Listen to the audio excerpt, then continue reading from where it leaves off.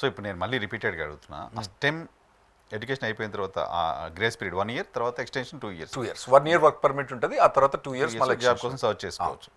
So ఆ టైంని ఏమైనా తగ్గించే ఆలోచన ఉందా సార్ ఇప్పుడు? ఓపీటీ అన్నది ఫస్ట్ ఇయర్ అన్నది కాంగ్రెస్ అంటే పార్లమెంట్ పాస్ చేసింది. పార్లమెంట్లో ఏది పాస్ కాదండి, ఇట్స్ వెరీ రేర్ పాస్ కావడానికి కష్టం. That is safe. Stem extension అనేది రెగ్యులేషన్ ద్వారా వచ్చింది. నాకు తెలిసి ఇతను ఎగ్జిక్యూటివ్ ఆర్డర్ ద్వారా చేయలేడని నేను అనుకుంటానా.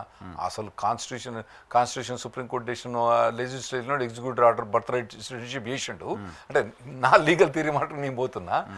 అది దాన్ని చేంజ్ చేయాలంటే రెగ్యులేటరీ ప్రాసెస్ ద్వారా పోవాలి. ఇతను రెగ్యులేటరీ ప్రాసెస్ ద్వారా పోవాలంటే ఇతను it will take about 2 to 3 years.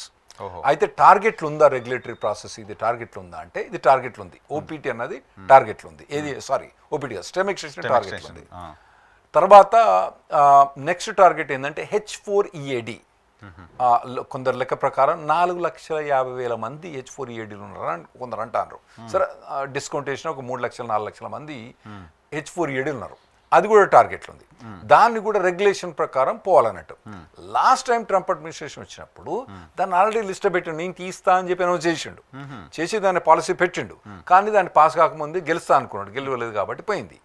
ఈసారి ఇప్పుడు మాకు మార్చ్లో రెగ్యులేషన్స్లో ఏవేవి పాస్ చేస్తాడని చెప్తాడు, మాకు మొదలు చెప్తాడు అన్నట్టు. మొత్తం డ్రాఫ్ట్ ఇయ్యడు, ఆ సమరీ ఇవి టచ్ చేస్తానని చెప్తారు, ఆ లిస్ట్ ఇస్తాను. ఆ లిస్ట్ మార్చిలో చూడాలి, మేము ఏమొస్తుంది అని చూడాలన్నట్టు.